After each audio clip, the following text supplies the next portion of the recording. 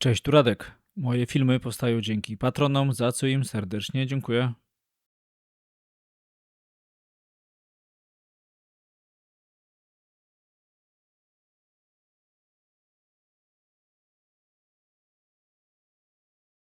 Zapraszamy na film, w którym omówimy drogę ekspresową S12.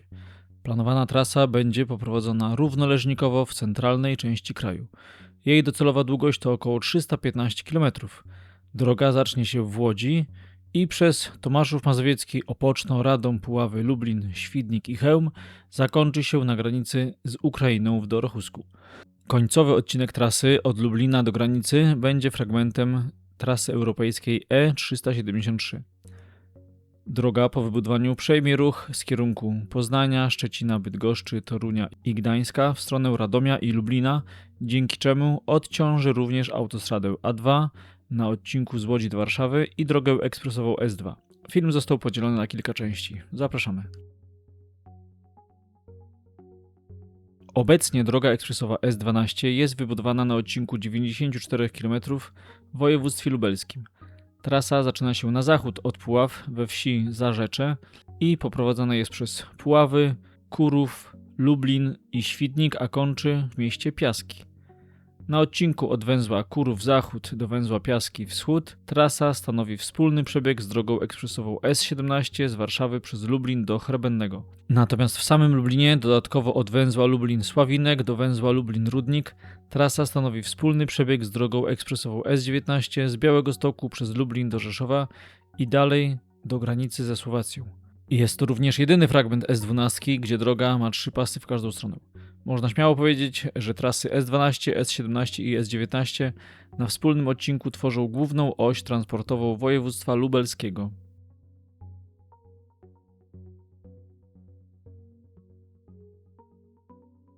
Obecnie w budowie lub projektowaniu i budowie jest 98 km trasy. Są to fragmenty zarówno w województwie mazowieckim, jak i lubelskim.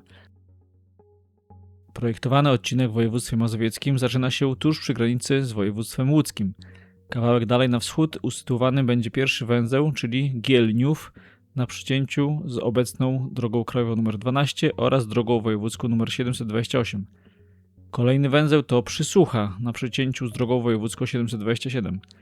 Ten odcinek skończy się na węźle Wieniawa na przecięciu z obecną DK12. 2 km na zachód od węzła Wieniawa znajdować się będzie para parkingów Wieniawa Północ i Południe. Projektowaniem i budową zajmują się firmy Budimex i Mirbud. Ten 30-kilometrowy fragment powinien być otwarty pod koniec 2028 roku. Wartość obu kontraktów to ponad 1 miliard złotych. Z kolei od miasta Piaski przez Chełm do granicy z Ukrainą w Dorochusku w realizacji są 4 odcinki.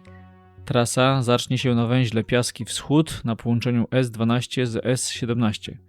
Drugi węzeł to Dorochucza na przecięciu z drogą wojewódzką 838, która prowadzi do Trawnik oraz Cycowa. W tym miejscu trasa S12 urwie się na kilka lat i ten węzeł na razie nie powstanie, ale o tym później. Następnie trasa zacznie się koło wsi Chojnonowe. Kolejny węzeł to Siedliszcze na przecięciu z drogą wojewódzką 839, która prowadzi w stronę miasta Siedliszcze oraz do Rejowca Fabrycznego. Następnie będą 4 węzły koło Chełma. Chełm Zachód na przecięciu z obecną DK12, Chełm Północ na przecięciu z drogą wojewódzką 812, która prowadzi w stronę Włodawy, Chełm Okrzów na przecięciu z drogą lokalną oraz Chełm Wschód na przecięciu również z obecną DK12. Następny węzeł to Dorochusk, który będzie zlokalizowany dopiero 23 km dalej na przecięciu z obecną DK12. Droga S12 zakończy się 3 km dalej na granicy z Ukrainą. Wielka szkoda, że na tym odcinku nie zdecydowano się na budowę węzła wraz z łącznikiem do drogi wojewódzkiej 844 w kierunku Chrubieszowa. Z tego powodu wybudowany za ponad 1 miliard złotych 25-kilometrowy odcinek trasy na wschód od Chełma będzie stał praktycznie pusty, bo ruch na tej trasie wynosi według najnowszego pomiaru ruchu jedynie od 1,5 do 3 tysięcy pojazdów na dobę. Tyle to jeździ na większości dróg lokalnych w Polsce. Tymczasem ten odcinek ekspresówki mógłby z powodzeniem służyć równocześnie kierowcom jadącym od strony Chrubieszowa, jednak nie będą oni mieli jak na niego wjechać ani zjechać. Można tutaj żałować, że trasa S12 jest budowana w miejscach, gdzie jest najniższe natężenie ruchu, zamiast tam, gdzie jest ono największe. Łączna wartość zadania od miasta Piaski przez Chełm do granicy z Ukrainą to ponad 2,5 miliarda złotych. Na obwodnicy Chełma prace trwają już od 2023 roku, a droga powinna zostać otwarta pod koniec tego roku. Głównym wykonawcą pracy jest Strabag. Na pozostałych 3 odcinkach prace właśnie startują i powinny zostać ukończone w 2028 roku. Głównymi wykonawcami są firmy Intercore na 2 odcinkach oraz Stekol. Na odcinku pomiędzy miastem Piaski a Dorochuskiem będą 2 pary parkingów. Pierwsza para będzie znajdować się między węzłami Siedliszcze a Chełm Zachód. W przyszłości będą tutaj oprócz parkingów i toalet również stacje paliw i restauracje. Druga para będzie znajdować się koło Dorochuska. Poza tym przy samej granicy powstanie punkt kontroli pojazdów ciężarowych na kilkaset pojazdów.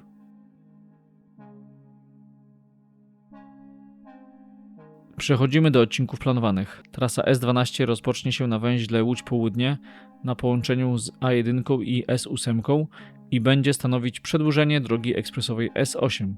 Węzeł Łódź Południe jest już wybudowany. Brakuje na nim jedynie kilku łącznic, pod których dodanie węzeł jest już przygotowany. Następnie droga zostanie poprowadzona w kierunku południowo-wschodnim.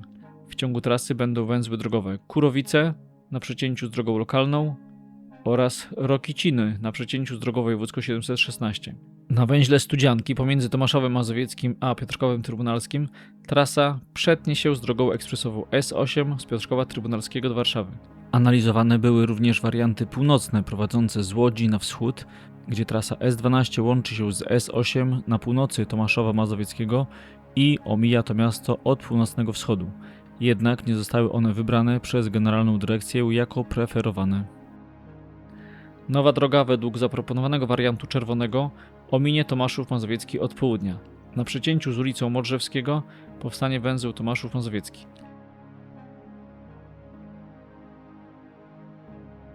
Kolejny węzeł to Grudzeń na przecięciu z drogą lokalną. Jednym z najważniejszych węzłów na trasie będzie węzeł Kozenin, który znajdować się będzie między Sulejowem a Opocznem. Trasa S12 przetnie się tutaj z drogą ekspresową S74. Zaprezentowano wstępne projekty węzła, które wyglądają bardzo dobrze. Na wyżej wymieniony fragment Generalna Dyrekcja wniosek o decyzję środowiskową chce złożyć w drugim kwartale przyszłego roku. Mieszkańcy Tomaszowa Mazowieckiego nie zgadzają się z proponowanym przebiegiem trasy po południowej stronie miasta. Podczas posiedzenia Sejmowej Komisji samorządowcy i społecznicy z regionu proponowali, aby S12 w rejonie Tomaszowa Mazowieckiego miała przebieg zbliżony do oczekiwań społecznych po północnej stronie miasta. Jednak zdaniem Ministerstwa Infrastruktury oraz Generalnej Dyrekcji wariant ten byłby dłuższy, droższy o około pół miliarda złotych i wymagał więcej wyburzeń domów. Z punktu widzenia potoków ruchu oba analizowane warianty miały zarówno zalety, jak i wady. Z jednej strony w korytarzu północnym trasa w relacji z Łodzi do S12 i S74 była dłuższa niż w wariancie południowym. Z drugiej strony w korytarzu północnym krótsza była z kolei relacja z Łodzi do Warszawy. Przy czym tylko w sytuacji, gdyby korytarz północny wybrano także na odcinku z Łodzi do Tomaszowa Mazowieckiego. Natomiast wybór wariantu południowego powoduje nienaturalne wygięcie tej relacji i wydłużenie trasy w kierunku drogi S8. Do tego wszystkiego dochodzą skomplikowane uwarunkowania lokalne. Pod koniec filmu zapraszam na wywiad z radnym Tomaszowa Mazowieckiego. Odcinek od Kozynina do granicy województw przygotowywany był w ramach wspólnego STS dla całości przebiegu S12 i S74 na terenie województwa łódzkiego. Przygotowywanie opracowania rozpoczęto w 2010 roku, a w 2013 złożono wniosek o decyzję środowiskową. Decyzję wydano po prawie 3 latach w 2016 roku, jednak zostały od niej złożone odwołania. W tym samym roku Generalny Dyrektor Ochrony Środowiska uchylił decyzję, nakazując przeprowadzenie ponownej analizy wariantów. Dodatkowe analizy poskutkowały wydaniem ponownej decyzji po 6 latach, czyli w maju 2019 roku. O tej decyzji także złożono odwołania. W czasie ich rozpatrywania GDOŚ wykazał, że raport środowiskowy pomijał niektóre aspekty oddziaływania na środowisko i w 2020 roku nakazał Generalnej Dyrekcji przeprowadzenie dokładniejszej analizy i uzupełnienie raportu na jej podstawie. Należy tu przypomnieć, że nadal mówimy o raporcie opracowanym w latach 2010-2013. Umowę na wykonanie poprawionego STS podpisano pod koniec 2022 roku, a uzupełnioną dokumentację złożono w grudniu 2024 roku. Od tamtego czasu nadal nie zapadła decyzja o ważności decyzji środowiskowej. Jeżeli jednak zostanie ona utrzymana, to wybrany wariant drogi S12 ominie Opoczno od północy. Patrząc od węzła Kozenin, kolejne w ciągu trasy S12 będą węzły Opoczno-Zachód na przecięciu z drogą wojewódzką 713 i Opoczno-Północ na przecięciu z drogą wojewódzką 726. Pomiędzy węzłami Opoczno-Północ a Gielniów na wysokości wsi Wygnanów zaplanowano parę parkingów. Droga S12 od węzła Wieniawa do węzła Radom Południe jest na etapie przetargu. Umowa w systemie Projektuj i Buduj na 13-kilometrowy odcinek ma zostać podpisana jeszcze w tym roku. Na węźle Radom Południe trasa S12 przetnie się z drogą ekspresową S7 z Warszawy przez Kielce do Krakowa.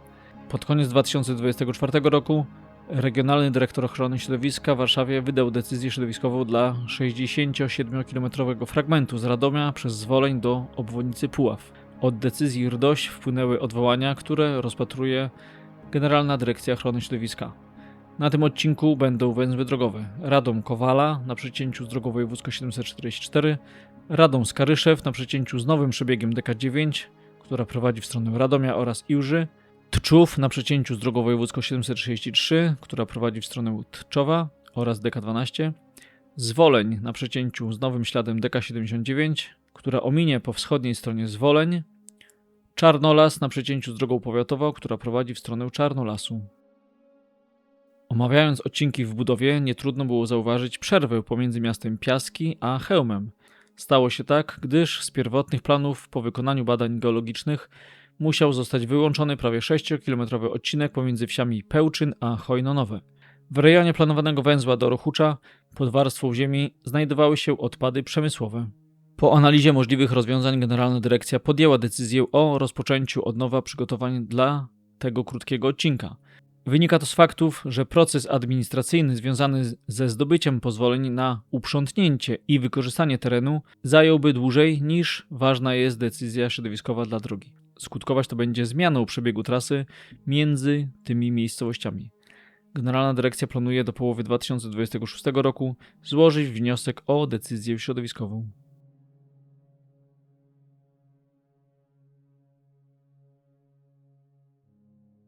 Jeszcze do niedawna planowany odcinek z Piotrkowa Trybunalskiego do węzła Kozenin na przecięciu S12 z S74 był oznaczony jako S12.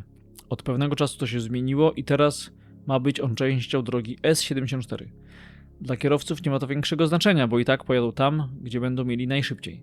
Mam nadzieję, że nie włożył za bardzo kija w mrowisko, jednak uważam, że skoro powstanie odcinek od węzła Łódź Południe przez Tomaszów Mazowiecki do węzła Kozenin, to fragment od Piotrkowa Trybunalskiego do węzła Kozenin mocno straci na znaczeniu tranzytowym i trzeba zastanowić się, w jakiej kategorii oraz w jakim przekroju ten odcinek ma być realizowany.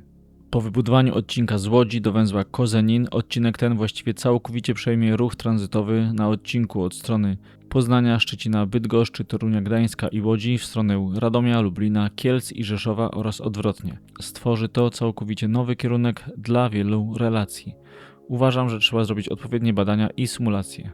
Jeżeli decyzja środowiskowa zostanie tutaj utrzymana, to mamy gotowy korytarz i można by od razu zbudować trasę GP w przekroju jednej jezdni o 2 pasach ruchu lub w przekroju 2+1 w nowym śladzie w oparciu o decyzję środowiskową dla drogi ekspresowej. Przeniosłaby ona ruch tranzytowy w relacji z A1 od południa w kierunku Radomia i Lublina, a przede wszystkim ruch lokalny do Piotrkowa Trybunalskiego.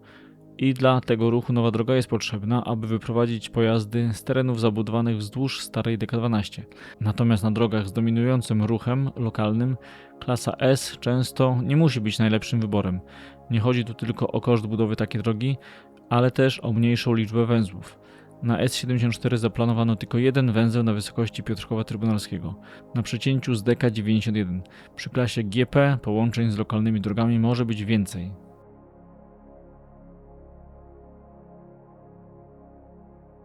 Jak doskonale wiecie, jestem ogromnym fanem oznakowania dróg. Zawsze kładę duży nacisk na dobre oznakowanie.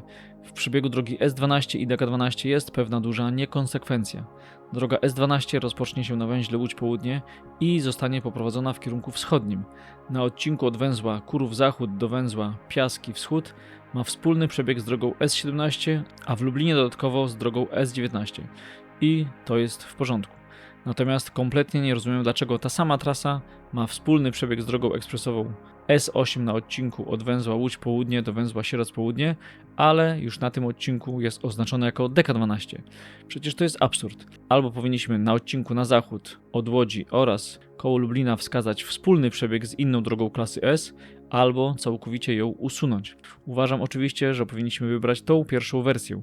Oczywiście dla kierowców nie ma to żadnego znaczenia, jednak razi mnie brak konsekwencji. Patrząc nieco przyszłościowo, to ten sam przykład będzie po wybudowaniu S11 z Poznania do Katowic. Na odcinku z Pleszewa do Jarocina droga będzie oznaczona S11 oraz DK12. Inną rzeczą jest to, jak po wybudowaniu odcinka od węzła Łódź Południe do Tomaszowa Mazowieckiego zostanie wytrasowana droga S8. Mam nadzieję, że jej przebieg pokryje się na odcinku od węzła Łódź Południe do Tomaszowa Mazowieckiego. Trudno sobie wyobrazić, żeby droga S8 nadal była trasowana przez Piotrków Trybunalski. Jeśli droga S8 zmieni przebieg, to na fragmencie z Tomaszowa Mazowieckiego do Piotrkowa Trybunalskiego odcinek zostanie bez numeru.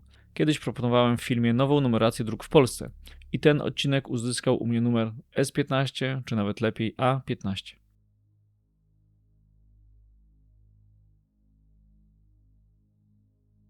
Od 2018 roku postulowane jest przedłużenie drogi ekspresowej S12 na odcinku z Głogowa do Leszna. 25 lutego 2026 roku w Lesznie władze miasta oraz gmin, przez które miałaby przebiegać trasa, podpisały memorandum, którego celem jest zapoczątkowanie działań prowadzących do budowy drogi ekspresowej S12 na odcinku od drogi ekspresowej S5, czyli od Leszna, przez Wschowę, Głogów do drogi ekspresowej S3. Nowa trasa łączyłaby drogi S3 i S5 oraz znacząco wpłynęłaby na skrócenie czasu podróży między południowo-zachodnią Polską a Polską centralną i północną. Zapraszam na wywiad z panem Piotrem Kucharskim. Dzień dobry, Piotr Kucharski, jestem samorządowcem, radnym Rady Miejskiej oraz przewodniczącym największego, najstarszego stowarzyszenia Towarzystwa Przyjaciół Tomaszowa Mazowieckiego. I w tej podwójnej roli występowałem reprezentując mieszkańców i zabierając w ich imieniu głos w sprawie przebiegu drogi S12, w zasadzie planów przebiegu tej drogi przez Tomaszów i okolice. Panie Tomaszu, proszę najpierw powiedzieć nam o tym odcinku A, czyli od węzła Łódź Południe do okolic Tomaszowa Mazowieckiego. Po pierwszych spotkaniach, które odbyły się w październiku 2024 roku, gdy już były głosy sprzeciwu mieszkańców i dyskusje na temat tego, z której strony miasta ta droga powinna przebiegać, projektanci wprost zasygnalizowali, że dzielą ten odcinek na dwa odcinki A i B i osobno będą procedować odcinek do trasy S8. Ciekawostka, ta S12 tak naprawdę łączy przerwaną trasę S8 na węźle Łódź Południe do węzła na wysokości miejscowości Studzianki, to jest blisko większej miejscowości Wolbusz. I tutaj wyłączyliśmy się dalej z konsultacji i oddaliśmy ten przebieg innym samorządowcom, żeby się wypowiedzieli. Rzutem na taśmę, współpracując z radnym gminy Tomaszów Mazowiecki, gminy wiejskiej, udało nam się przesunąć ten węzeł bardziej na południe, ochraniając taką dosyć dużą miejscowość rolniczą Chorzęcin. Także mieszkańcy byli ocaleni poprzez to, że nie będzie tam wyburzeń. I tu powiedzmy ten temat oddaliśmy pozostałym gminom do takiej szerokiej debaty. My skupiliśmy się na interesie miasta i gminy wiejskiej i tu zaczęły się dyskusje z mieszkańcami, jak ten przebieg powinien wyglądać, żeby uwzględnić szeroko pojęty interes miasta i mieszkańców. Dlaczego była taka gorąca dyskusja? Tomaszów Mazowiecki nie ma żadnej obwodnicy. Miasto ma około 60 000 mieszkańców, powiat nieco ponad 100 000 i problemem miasta jest to, że główna droga między Łodzią a wschodem Polski przechodzi przez centrum miasta. To jest droga 713. I to była oś sporu, żeby wyprowadzić transport i taka padła obietnica, że ta droga może pełnić funkcję obwodnicy. Tylko szczegóły projektu pokazały, że nie ma zjazdów i rozjazdów, a nowo wybudowany most na rzece Pilicy nie będzie włączony w te drogi lokalne. No i tutaj zaczęło się naprawdę gorąco. Proszę powiedzieć właśnie o tym odcinku B, bo tutaj projektanci zaproponowali wariant, nazwijmy to południowy, czyli od miejscowości Studzianki przechodzi nad Zalewem Sulejowskim, a pod Tomaszowem, no i dalej ta droga została zaprojektowana do węzła Kozenin. Państwo proponują wariant, nazwijmy to północny, tak? Tak, przez już ponad 10 lat słyszymy, że w ogóle droga S12 jest projektowana nad Zalewem Sulejowskim, ale bardzo, bardzo na południe, czyli tak naprawdę Piotrków Trybunalski, Sulejów i dalej na wschód Polski. I to wszyscy akceptowaliśmy. Też wiedzieliśmy o tym, że w latach 90. przyjęto, że taki korytarz koło Tomaszowa może powstać dla drogi S74, czyli Łódź-Kielce, ale ten korytarz został zabudowany i niestety ta koncepcja nigdy nie doczekała się realizacji. I co się okazało, że dzisiaj ta propozycja ani nie jest tą drogą, którą przyjęto kiedyś wchodząc do Unii Europejskiej, że taki jest korytarz, ani nie jest też odpowiedzią na pytanie, dlaczego równolegle prowadzi się rozmowa o wariancie piotrkowskim. I jako mieszkańcy akceptujemy, że ten odcinek A powinien powstać jako łącznik dróg w kierunku Warszawy, w kierunku wschodu, czyli odciążenie autostrady A1. Odcinek A to jest około 30 kilometrów. W zależności jak zostanie wytyczone, ale już odcinek B budzi u nas dosyć duże wątpliwości, bo to co powiedziałem wcześniej, skoro nie mamy zjazdów i rozjazdów, ta droga ma przejść około 2,5 km od centrum miasta, centralnego punktu, ma przejść kilkaset metrów obok rezerwatu Niebieskie Źródła, który jest unikatem w skali europejskiej, ma też przeciąć cenne tereny przyrodnicze, czyli dolinę rzeki Pilicy, która jest polderem zalewowym i ten polder ma być zasypany, bo to wprost jest powiedziane, że te wzgórza zostaną zniwelowane i ten piach zostanie zepchnięty w dolinę rzeki Pilice, no to zaczęło bulwersować ludzi, dlatego że na południu mamy część tam sypialniano-hotelową i Zalew Sulejowski, czyli to jest taka perła turystyki. Mamy też Groty Nagórzyckie, to jest obiekt, który bije rekordy popularności, jeżeli chodzi o odwiedziny. No i ciekawostka, ta droga ma przebiegać koło grot, które są zbudowane ręką człowieka w piaskowcu, bardzo nietrwałej skale, między 100 a 400 metrów. No i tutaj zaczęliśmy już naprawdę ze strachem patrzeć na te wyrysowania. Bo tak, nie da się ominąć rezerwatu. Dlaczego? Bo rezerwat jest blisko rzeki i w stronę centrum miasta. Czyli wiemy, że już bliżej centrum miasta nie da się tej drogi logicznie wytyczyć. Z drugiej strony, na południe, gdybyśmy spojrzeli, mamy wydane koncesje na wydobycie kwarcu przez kopalnię Biała Góra. I projektanci na pierwszych spotkaniach byli zaskakiwani kolejnymi informacjami od samorządowców, że będzie ciężko zabrać koncesje, a jeżeli będą one zabierane i ktoś spróbuje po tych złożach kwarcu przeprowadzić drogę, teraz, że to jest bardzo nietrwały grunt, dwa, że koszty pewnie będą wysokie i pojawiają się odszkodowania. No i tutaj kolejne zaczęły padać pytania o koncesję i co się okazało? Od rzeki Pilicy aż do miejscowości Kozenin, to jest kilkanaście kilometrów, na całym pasie przebiegu już są wydane koncesje, chociaż tych kopalni państwo jeszcze na mapach nie będą widzieć. I na terenie, gdzie nie ma praktycznie zabudowy, planowane są węzły. Więc zaczęliśmy zadawać pytanie, dlaczego pieniądze publiczne mają być tak mocno zaangażowane w prywatny interes. Bo ewidentnie widać, że ta droga ma służyć wydobyciu surowców. I przypomnieliśmy, że jeszcze w poprzednim systemie w PRL-u dociągnięto do Białej Góry bezpośrednio pod samą kopalnię węzeł kolejowy i zwracaliśmy uwagę, że mimo, że transport kolejowy jest nieco droższy, to jest czystszy i też mniej obciążający dla dróg.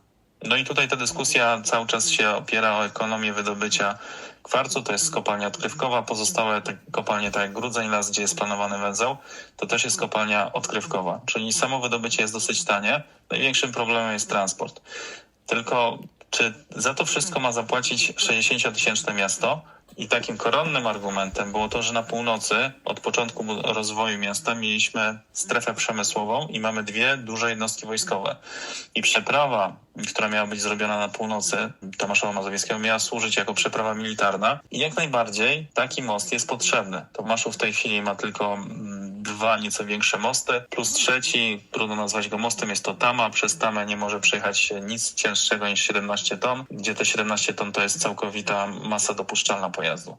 Podsumowując tą długą wypowiedź, my mamy naprawdę przemyślany ten wariant północny, stąd ten projekt został wyrysowany dosyć dokładnie i niestety projektant tutaj mówi, że koszty są większe, ponieważ chcemy przeprowadzić około 10 km wzdłuż istniejącej drogi S8 poprzez dobudowanie kolejnego pasa i na północy będą większe problemy z terenami przyprzemysłowymi, przy przemyśle, które są chronione. Natura 2000, o dziwo, graniczy z terenami zdegradowanymi, dosłownie metr w metr. Czyli mamy granicę wysypisk przemysłowych, poprzemysłowych i od razu zaczyna się Natura 2000. Te same gatunki rzadkie występują na całym przebiegu rzeki Pilicy, w dolinie rzeki Pilicy, natomiast przyjmując takie granice rezerwatów czy terenów chronionych. Pewnie tutaj chodziło o to, żeby ten przemysł dalej już nie rozwijał się, nie było większej ekspansji. I to jest zrozumiałe. Południe nigdy nie było aż tak zabezpieczone tymi obszarami chronionymi, dlatego że tu, tak jak powiedziałem wcześniej, nigdy nie było zgody na budowanie żadnych zakładów. No i dzisiaj to się wykorzystuje do przeciągnięcia tego wariantu trasy. No i mając świadomość, że projektant chce zrealizować swoje zadanie, bo przypomnę Państwu, że za zrealizowanie projektu to jest około 30 paru milionów złotych. Zadaniem projektanta jest po prostu wykreślenie tego szlaku i zrobienie tej analizy STEŚ. I koniec. A czy ta droga powstanie? Dzisiaj mam wątpliwości. Jako samorządowiec widzę tyle formalnych przeszkód i tyle zagadek do rozwiązania, czyli te koncesje, prywatny biznes, brak takiego społecznego umocowania dla tej drogi, że po kilku wystąpieniach, nawet miałem wystąpienie na Komisji Sejmowej, były minister infrastruktury powiedział, że te argumenty, które my zgłosiliśmy, są jak najbardziej warte rozważenia i to nie jest jeszcze za późno, żeby zrobić krok wstecz. Podsumowując, jeżeli ta droga ma powstać, to wariant północny jest najbardziej korzystny dla miasta, pod warunkiem, że ta droga będzie też pełnić funkcję obwodnicy, czyli takiego pierścienia. Nie ingerujemy głęboko w sam projekt, czyli akceptujemy to, że łączymy Kozenin z węzłem Łódź Południe. Jeżeli będzie ten postulat nasz, ten społeczny, ekonomiczny, czyli rozwój miasta uwzględniony, no to ta droga na pewno będzie nam służyć. Jeżeli powstanie tylko odcinek A, też w pewnym sensie odciąży Tomaszów Mazowiecki i ułatwi nam dojazd do Łodzi. Argumentem projektanta było to, że wariant północny jest dużo jak gdyby dłuższy, droższy i też przechodzi przez Naturę 2000, tak? Ale tutaj po rozmowie z panem wiem, że zarówno wariant północny, jak i południowy przechodzą przez Naturę 2000, tak? Czyli tu jak gdyby jest 1:1, tak? Można powiedzieć? 1:1 są gatunki rzadkie, które my żeśmy zewidencjonowali w ramach pracy w terenie i te same gatunki płazów i ptaków, rzadkich płazów powtarzają się. To jest podobny teren, natomiast tam jest aż 500 hektarów objęte ochroną Natury 2000. Dlatego w dyskusji z projektantami posługiwałem się przykładem Augustowa, gdzie protesty mieszkańców, że droga powinna powstać, protesty ekologów, że droga w ogóle nie powinna powstać. Te wszystkie skargi trafiły do urzędników unijnych i to oni jakby wypracowali złoty środek, że ta droga w pewnym sensie nie narusza tych cennych terenów bagiennych, przechodzi przez nie, ale w taki sposób, że te rzadkie gatunki będą mogły tam dalej bytować. I też podkreślaliśmy, że da się na przykładzie Augustowa zrealizować to w Tomaszowie Mazowieckim i tak od razu usłyszeliśmy, że będzie drogo. No ale skoro już w Polsce takie projekty były realizowane, drogo nie znaczy, że się w ogóle nie opłaca, tak? To jakby argument, trudno dyskutować z argumentem drogo, tylko że do naszego projektu dołożyliśmy te wszystkie argumenty, czyli wojsko, łatwość wydostania się z jednostek ze sprzętem, rozwój strefy przemysłowej i naprawdę rozwiązanie problemu braku obwodnic, bo wyrysowania dla pierścienia wokół miasta są, ale to też są koszty. Czyli gdybyśmy podsumowali te wszystkie dodatkowe koszty, jakie się pojawią przy wariancie północnym, to one w pewnym sensie się spłacą po już nawet kilkunastu latach poprzez rozwój miasta. Czyli przez to, że udostępnimy logistykę na północy dla przemysłu, ochronimy te tereny, które są objęte ochroną Natury 2000 i nie zniszczymy południowej części miasta, czyli tej blisko zalewu, tam gdzie mamy turystykę, rozwój i nie będziemy ryzykować też przejazdu koło rezerwatu i będzie on według tych wariantów też kilkaset metrów od tej drogi. Czyli tutaj tych przeszkód związanych z walorami przyrodniczymi jest bardzo dużo, dlatego że ten odcinek rzeki jest dosyć cenny. To tak jak Augustów, dlatego porównuję. Nie da się przyłożyć jednej miary i powiedzieć, no na północy to jest tak, a na południu jest gorzej, więc robimy na południu. To są porównywalne warunki przyrodnicze. Skupiamy się nie już na przepychaniu się gatunkami rzadkimi, tylko na tym, że skoro wiemy, że one występują na całym odcinku, to skupiamy się na tych ekonomicznych aspektach rozwoju przemysłu i jednostkach wojskowych, które tam są. Dziękuję bardzo i trzymam kciuki za to, że ten nasz głos zostanie wysłuchany. Dziękuję za uwagę i zapraszam do dyskusji. Napiszcie, co sądzicie o planowanej trasie S12. Film tradycyjnie pomógł mi wykonać Krzysztof Kleiner oraz Patryk Struszczak, za co im serdecznie dziękuję. Pozdrawiam, Radek.